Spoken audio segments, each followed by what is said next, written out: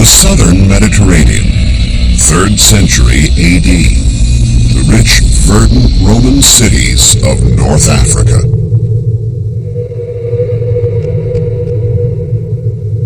While excavating in North Africa, archaeologists found a large number of incredible monuments, as well as enormous quantities of simple utensils, such as jars, pots, and farming tools. It suggested that the desert that we see now must have then set much farther back.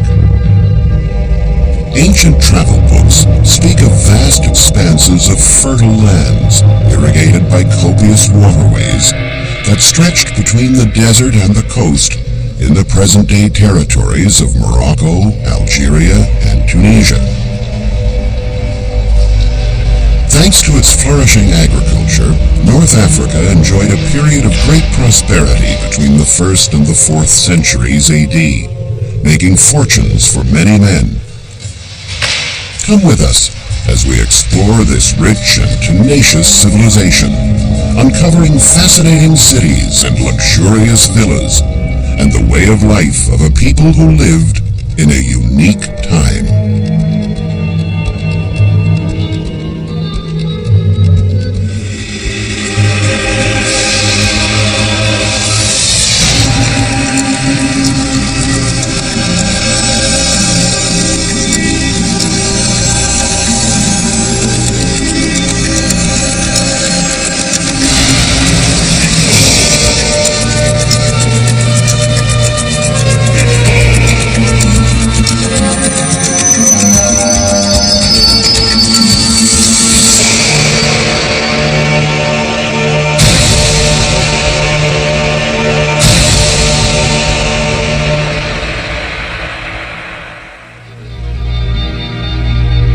In Africa, the Roman Empire stretched from modern-day Morocco to Egypt.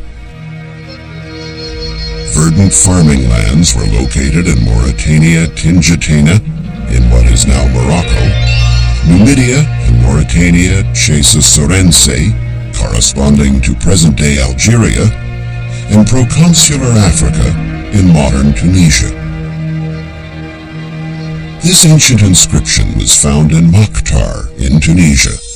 It recounts the story of a life at that time.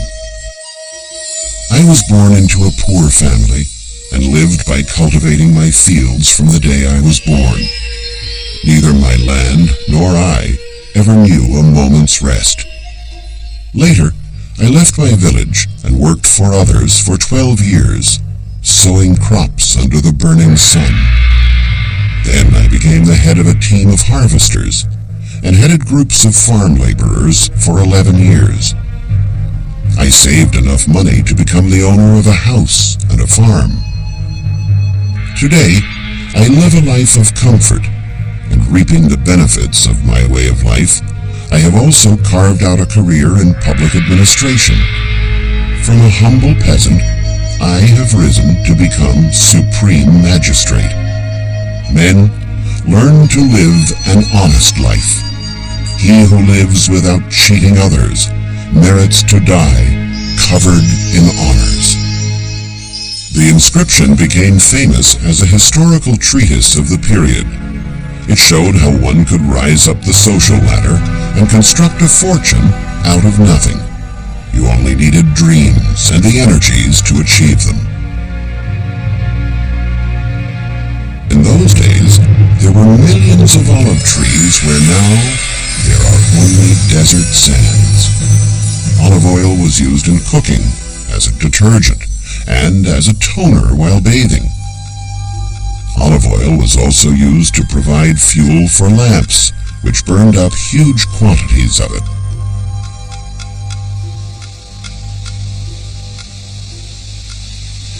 It was here in North Africa that Roman colonists produced most of the olive oil consumed in Rome, earning a great deal of money and managing to prosper despite high taxes and the encroaching desert.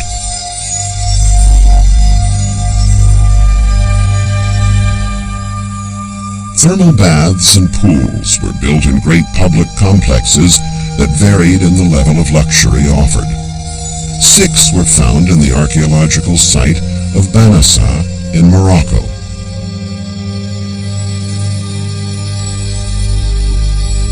With further excavations, archaeologists found that the city also contained several oil presses, mills, and warehouses. Numerous villas were found in the countryside around Banassa, ancient versions of modern farmhouses. It was the perfect farming business of ancient times. The farms produced the olives, the oil presses turned them into oil, and the oil was then sent off to the Italian markets.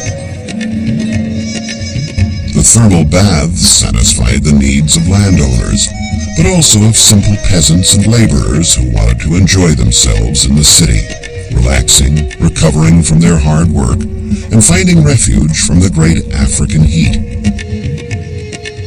Like many laborers today, farm workers had to be migratory, to go where the work was. This could mean lands far away, where the economy was stronger. The workers would have traveled in a caravan covering great distances. One popular destination was Proconsular Africa, modern-day Tunisia. One of the most important cities of the time was located here, Thesdrus, now called El Jem.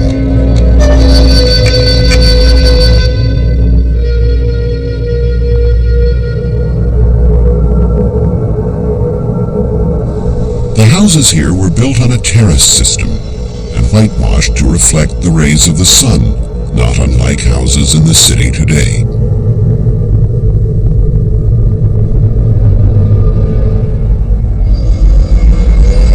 But the magnificence of the city's architecture was the amphitheater of Thesdrus, built in 230 AD. Excluding the Colosseum, the mother of all amphitheaters, the construction in Thesdrus was second only to the amphitheater in Capua. It is the biggest building in the Roman Empire to be erected beyond the borders of Italy.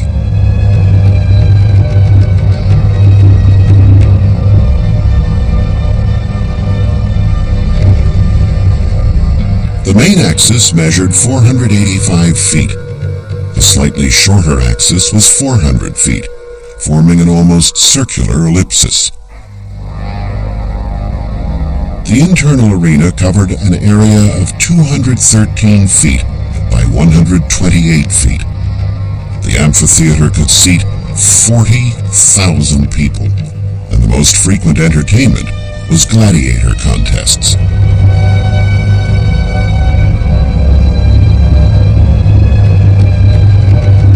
However, despite the comfort provided by awnings, the building did not boast the lavish decorations and pomposity of the Colosseum. The arches, though they rose up to a height of over 131 feet, do not have the breadth of the Roman Colosseum. They are narrower and therefore less visually impressive. This is due to the fact that the rather brittle local African stone was not strong enough to bear the weight of wider arches. This is why the amphitheater in Thesdrus rose up over 3 orders of austere arches, which were adorned with composite Corinthian columns.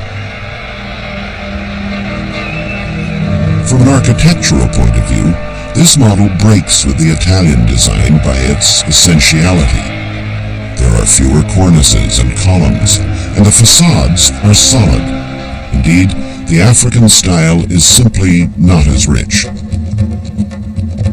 On the other hand, African public works could not draw on Roman tax revenues. The governor of Africa, Gordianus, built this colossus in the 3rd century AD in what amounted to a direct challenge to Rome. He was actually encouraging a revolt against the exorbitant taxes imposed by Rome.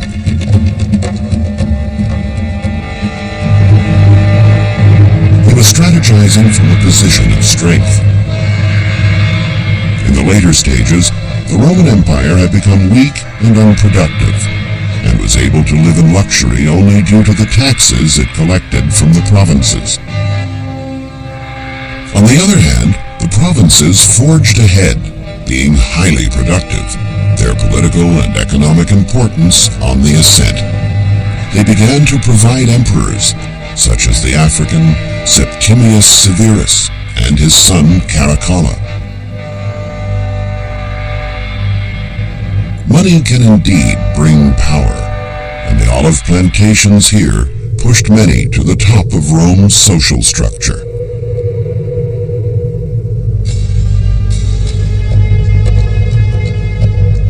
In another area of Tunisia, archaeologists brushed away the desert sands to discover once again an example of the importance of entertainment in ancient cultures. They found rows of steps, part of which were wide and comfortable, while others were shallower, with each category kept strictly separated from the other. Eventually it became clear that they formed part of the theater of Bulla Regia, which dates back to the 2nd century AD. The wider and more comfortable steps were reserved for the wealthy and famous, while the common people were relegated to the narrow steps. Bulla Regia was a provincial city compared to the capital Thesdrus. Not surprisingly, its economy was heavily oriented in the olive trade. The abundant farmland around the city made it an attractive settlement for those wanting to make their money in agriculture.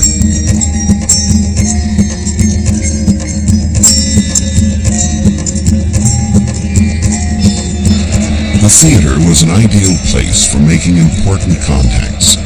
After the show, you could befriend some of the most influential people in the city by going down to the official reception rooms. One puzzling factor for archaeologists was, why did a city with such a large theater have such a relatively small urban center with modest buildings? And where were the houses of the rich and the nobility?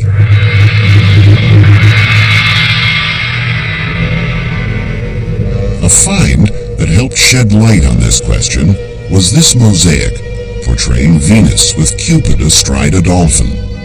It is the pride of Bulla Regia and one of the most beautiful examples of African mosaic art.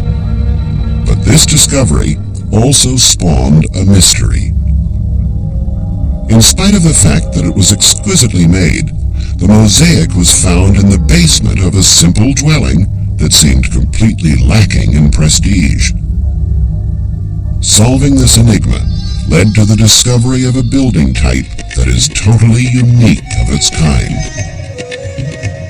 The dwellings here that date back to the 3rd century AD have a relatively simple upper floor and a luxurious and ornate basement that was dug 16 feet into the ground so occupants could escape the African heat. Wealthy families would stay here during the day, and then in the evening, when it was cooler, they would go to the upper floors.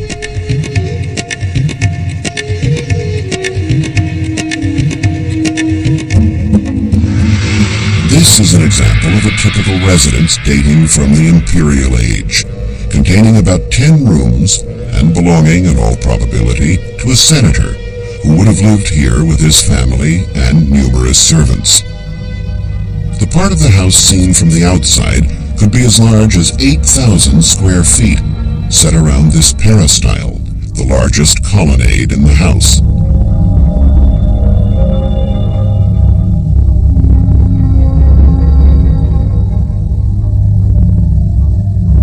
This staircase led to the lower floor. This is where the most luxurious and richly decorated part of the house was located, including sumptuous guest rooms. During excavation work, it was discovered that the cool temperature of the basement was not due solely to its depth. The Romans applied an absolutely innovative technique here that can be compared to modern thermal insulation.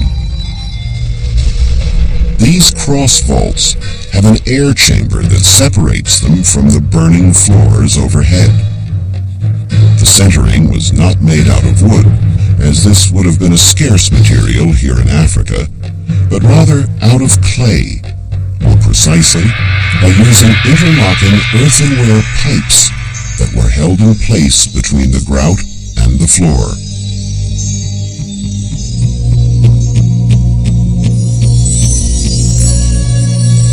Since these grand, cool houses were looked upon as palatial refuges, the owners might invite prestigious guests to join them there in magnificent banquets, where they would seek support for some political measure they were backing.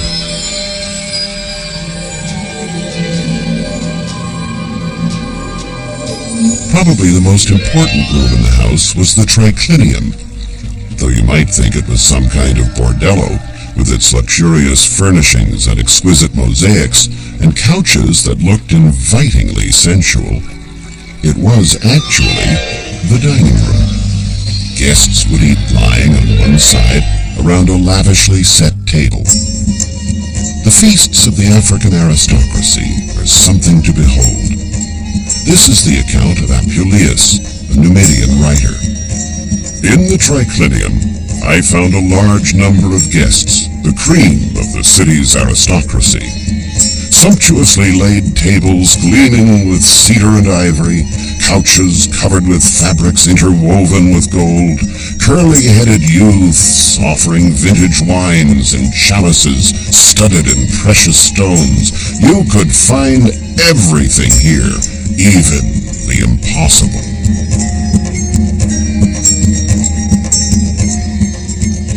Uncovering fascinating facts of ancient civilizations is one of the marvelous rewards of being an archaeologist.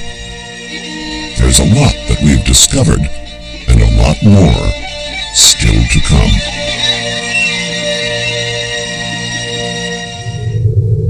Archaeology does not concern itself only with monumental works such as temples, amphitheaters, and tombs. Ben Franklin coined the phrase, "Man is a tool-making animal." Archaeologists must go beyond the major constructions and analyze commonly used materials in order to give us the wealth of knowledge that we have today. Here is an oil press, a perfectly preserved millstone for oil that was unearthed in Volubilis, capital of ancient Mauritania, near present-day Morocco.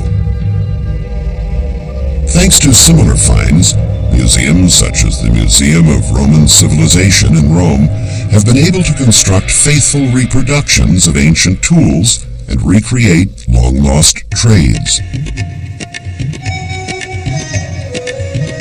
Along with writings from the era, archaeologists have been able to ascertain the importance of olive oil trade and marketing, and from there to see how oil brought money, and money brought power.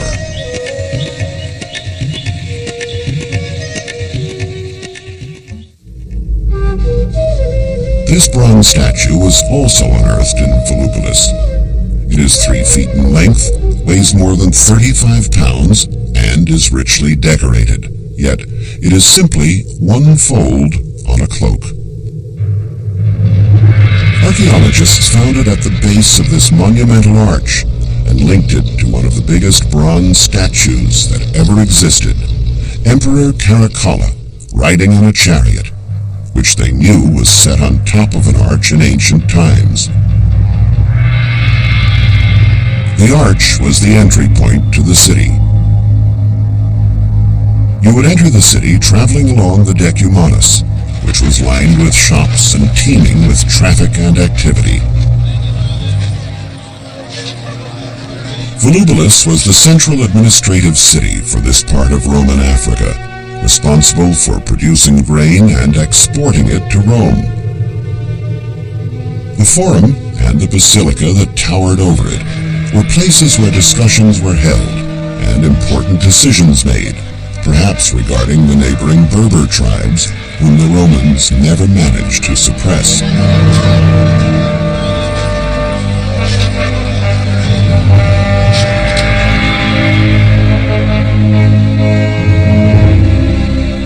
In the Forum was a beautiful temple that had been built to imitate the Capitol in Rome. Leading up to it was this flight of 13 steps, to which the term monumental could well be applied, given the relatively small dimensions of the temple itself, just 36 feet long and 26 feet wide. Like the Capitol in Rome, the temple was dedicated to the Capitoline Trinity of gods, Jupiter, Juno, and Minerva, to whom senators might have prayed for assistance in their political careers.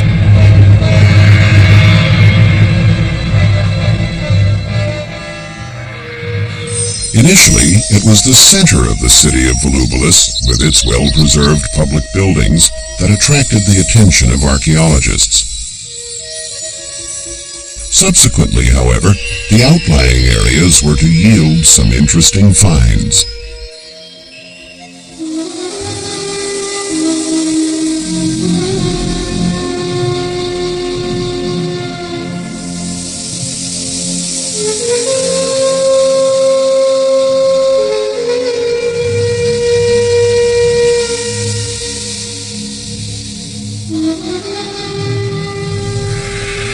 All of the houses in Volubilis date from the 2nd and 3rd centuries AD. The House of the Ephebus, which takes its name from the discovery here of this wonderful bronze statue of a young man, was owned by a wealthy olive grower. Here he would hold lavish parties and banquets, perhaps to promote his public image.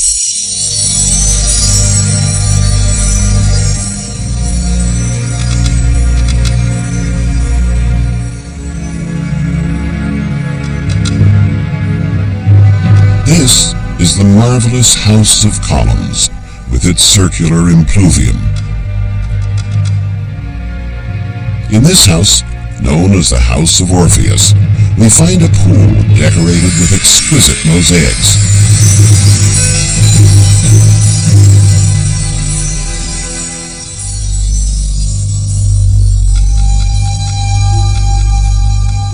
The luxurious House of the Horseman, like most of the local residences, was filled with bronze statues, which are now kept in the museum in Rabat, the capital of Morocco.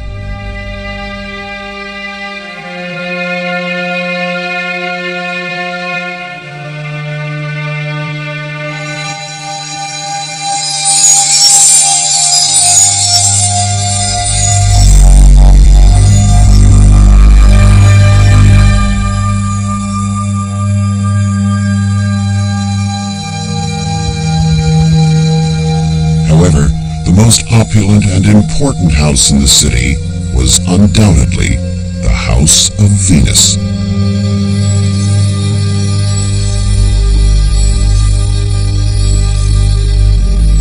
It contains some of the most beautiful mosaics found in all of northern Africa. A chariot drawn by geese. Diana bathing, surprised by Actaeon.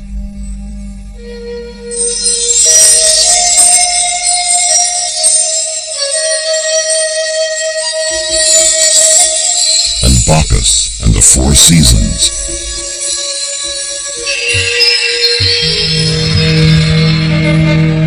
These two bronze busts were also found inside the house. One, with its characteristic Roman features, portrays Cato the Younger, while the other, of unmistakable African origin, is the cultured Numidian king, Juba II. These two figures bear witness to the racial mix that flourished in North Africa and to the civilizations that resulted from it.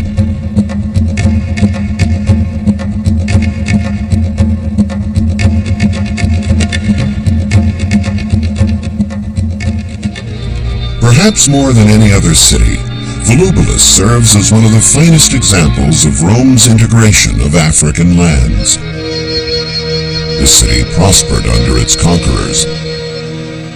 It took the best Rome had to offer and made it its own. In this case, you might say, to the loser went the spoils.